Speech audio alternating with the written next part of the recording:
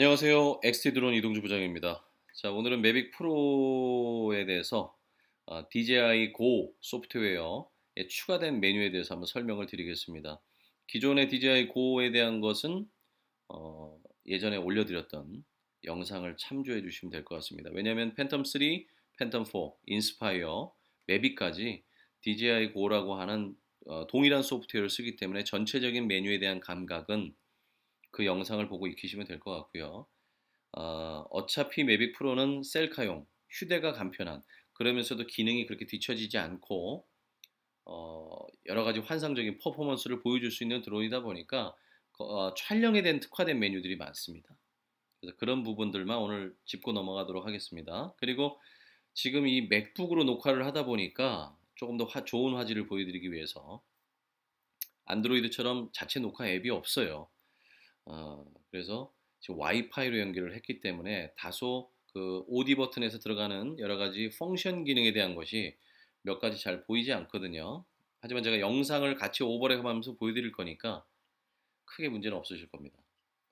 자, 먼저 DJI 고 전체 메뉴의 달라진 점을 좀 보도록 하겠습니다. 우측 상단에 배터리 부분, 그 우측에 점점점 찍혀 있는 부분을 눌러보면 이렇게 전체 메뉴가 나오죠. 원래 컨트롤러를 꽂았다면은 기체, 그 다음에 비전 센서, 조종기, 그 다음에 영상 그 HD에 관련된 부분, 배터리, 그 다음에 김벌, 그리고 마지막에 기타 메뉴 이렇게 될 텐데 지금은 이제 와이파이를 연결을 해놨기 때문에 이렇게 와이파이 컨트롤 신호에 대한 부분을 볼 수가 있습니다. 이건 뭐 신경 쓰실 필요는 없고요. 자, 기체 메뉴에서 달라진 부분은 첫 번째 메뉴에서는 없고 어드밴스 세팅에 들어가 보면 EXP 값에 이 메뉴에 하나가 달라졌죠.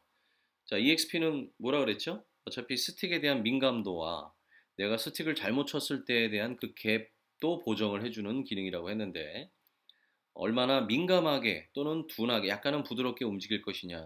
그래서 원래 팬텀 4에는 노멀과 스포츠만 존재를 했는데 팬텀 3에서는 그냥 노멀만 있죠. 그냥 단일 메뉴만 있고 매빅에서는 젠틀까지 하나 더 늘어났어요. 즉 아주 퍼포먼스 있게 날렵하게 움직일 거냐, 바로바로 반응을 할 것이냐, 조금 더 부드럽게 아니면 아예 부드럽게. 수치가 0.2부터 0.8이었는데 0.1부터 0.9까지 늘어났어요. 그래서 애플 제품은 이렇게 곡선을 움직일 수도 있고 하단에 수치를 변경해서 그렇게 해서 따로 입력을 하셔도 될 것 같습니다. 그 메뉴가 틀려졌고요. 나머지 메뉴 비슷하고.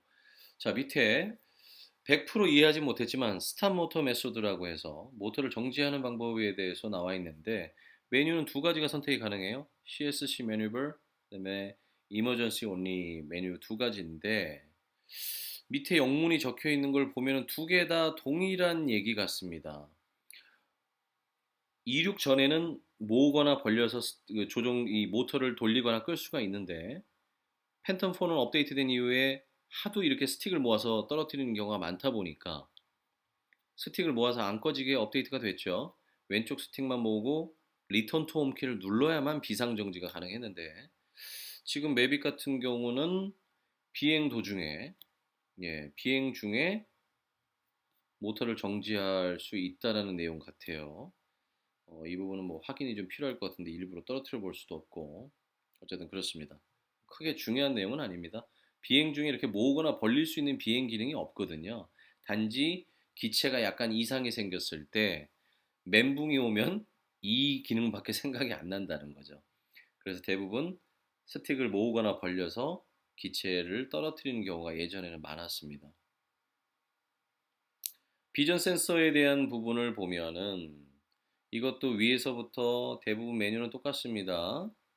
기존 영상을 참조해 주시고요. 그런데 프리시전 랜딩이라는 게 하나 생겼네요.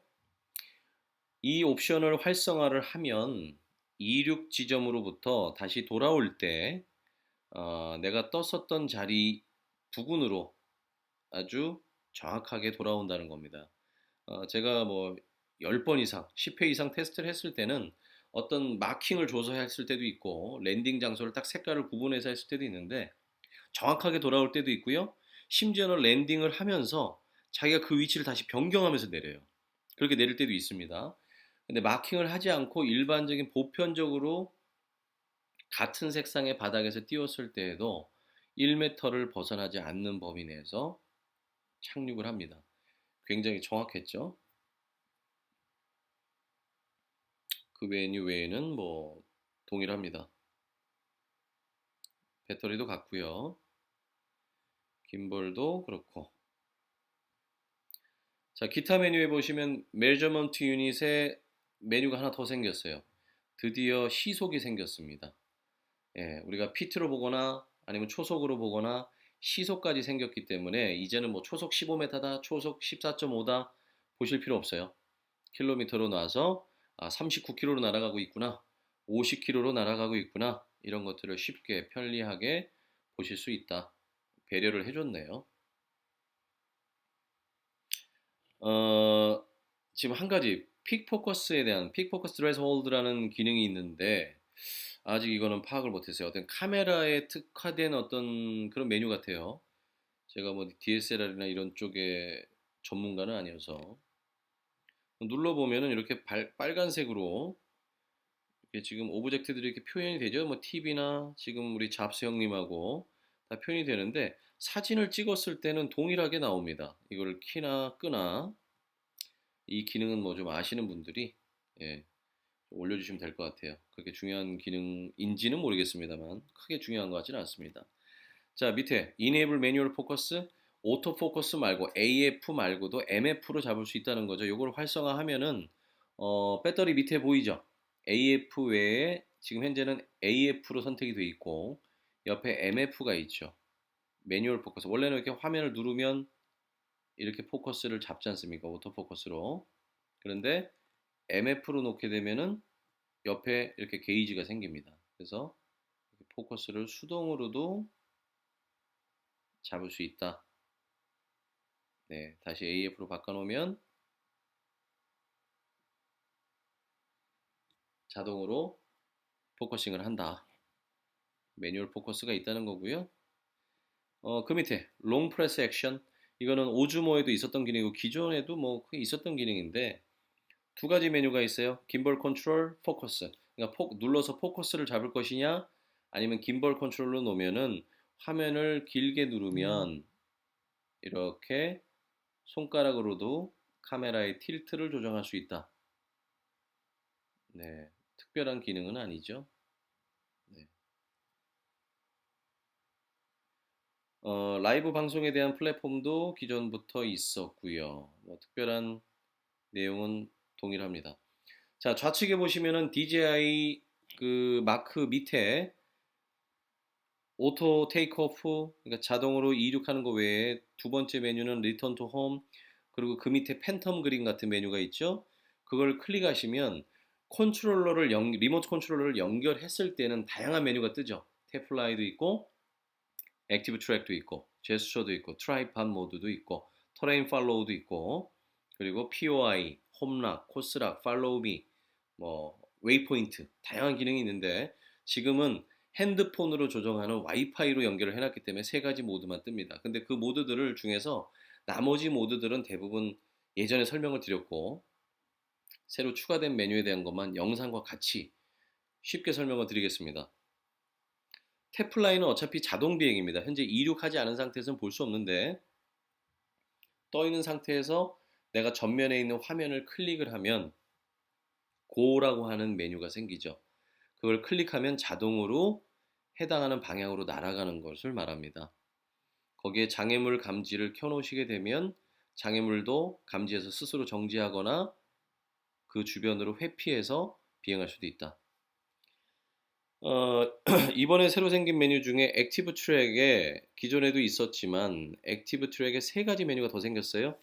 트레이스 메뉴, 그다음에 프로파일 메뉴, 스폿라이트 세 가지가 생겼는데 그냥 액티브 트랙은 내가 오브젝트를 선택을 해서 고를 누르면 일정한 거리를 두고 쫓아가는 거지만 트레이스 모드를 선택을 하면 일정 거리로 오브젝트를 쫓아가면서도 포위 비행, 주변을 원을 그리면서 돌면서 쫓아간다는 거죠. 굉장히 역동적인 영상을 자체적으로 자동으로 만들어 준다는 겁니다. 셀카 드론답게 이런 것들이 초보자가 사용하기 쉽게 만들어 놓은 거죠. 자, 두 번째는 프로파일은 제가 영상은 찍지 못했는데 측면으로 비행을 하면서 계속 촬영을 하는 모드입니다. 앞으로 따라오는 것이 아니라 옆으로 비행을 하면서 촬영을 하는 모드고, 스팟라이트 기능은 기체는 움직이지 않아요.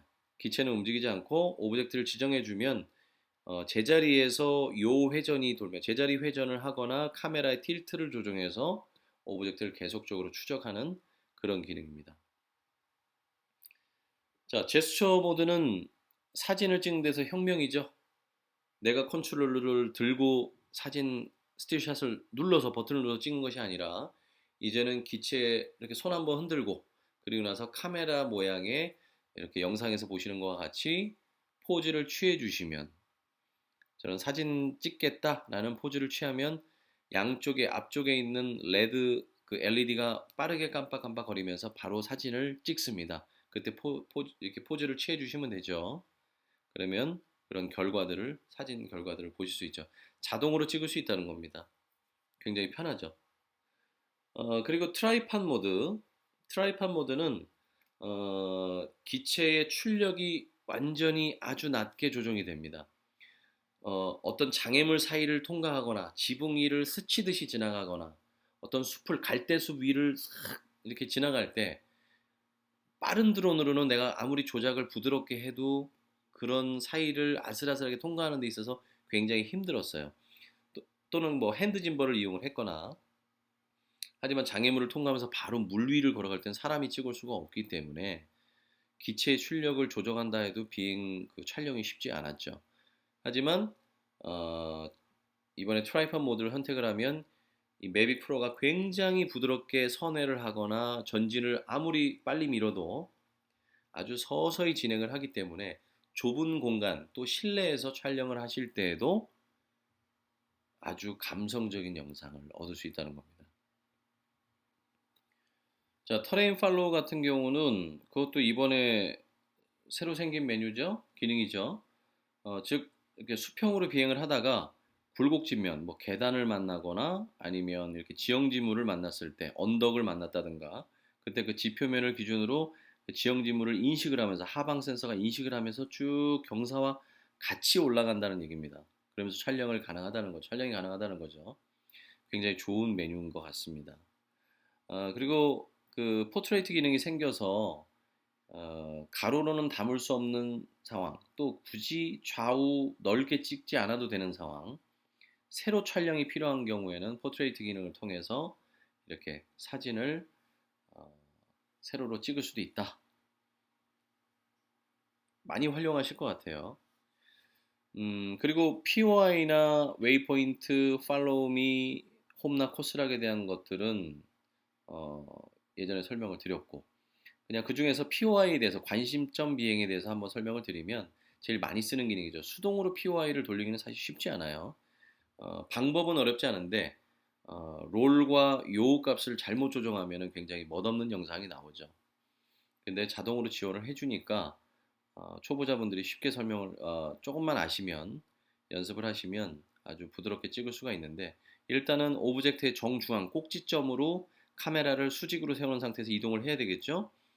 수직으로 이동을 해놓고 나서 메뉴에 레코드 POI를 눌러주신 다음에 뒤쪽으로 반지름을 빼셔야 됩니다. 뒤로 후진을 해서 5m 이상 벌려주시면 빨간불이 꺼지죠.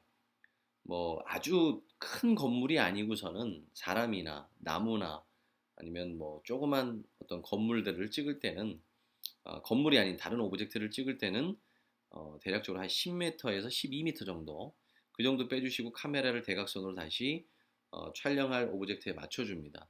그리고 나서 오른쪽과 왼쪽 어느 쪽으로 회전할 것인지, 속도는 얼마만큼 빠르게 돌 것인지를 선택하고 실행을 누르면 기체가 중심점을 기준으로 빙빙 돌면서 촬영을 멋들어지게 해주게 됩니다.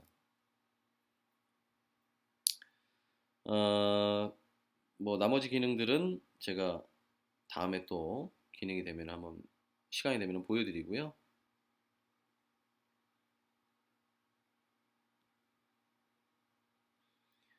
네, 우리 사진 메뉴에도 보면은 굉장히 다양한 메뉴들이 많이 생겼어요. 여기 포트레이트 캡처, 네, 여기 나오네요. 이렇게 하면은 세로로 찍을 수 있는 거죠. 가로로 굳이 넓게 찍지 않아도 될 때, 사진 찍고 싶을 때 이렇게 수동으로 세로로 해놓고도 촬영이 가능하다.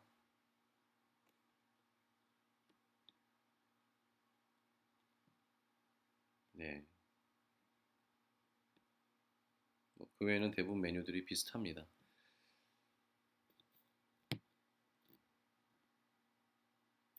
자, 그래서 오늘은 제가 DJI Go 매빅에 특화된 메뉴들에 대해서 좀 설명을 드렸고요. 다음번에는 야외에서 또 다른 기능들을 좀 한번 설명드리는 시간을 좀 갖도록 하겠습니다. 사실 이번에 촬영을 좀 해보면서 느꼈던 것은 팬텀 4나 인스와는 비교되지 않는 장비입니다. 물론 훌륭한 여러 가지 기능이 많습니다만 촬영을 전용으로 하는 팬텀 4, 팬텀 4를 기준으로 말씀드리면 영상미에 대해서는 솔직히 많은 차이가 있습니다. 화각도 화각이지만 촬영의 어떤 퀄리티가 그리고 그 짐벌 댐퍼가 그 진동을 잡아주는 어, 일부 진동이 좀 들어오는 것을 볼 수가 있습니다. 이 제품만 그런지 모르겠지만 사실 지금 매빅 프로에서 촬영할 때 잔진동이 이렇게 영상에 들어오는 것들을 제가 촬영할 때마다 좀 보게 되더라고요. 어, 그래서 휴대를 원하시는 분들은 간단한 셀카와 휴대를 주로 하시는 분들은 매빅을 구입을 하시는 것이 맞을 것 같고요. 전문 촬영업을 하시거나 조금 디테일한 촬영이 필요하신 분들은 팬텀 4나 인스파이어를 선택을 하시는 것이 저는 중복 투자를 막는 길이라고 생각을 합니다. 다음번에도 좋은 영상으로 다시 한번 또 찾아뵙겠습니다. 이상 엑스티 드론이었습니다. 감사합니다.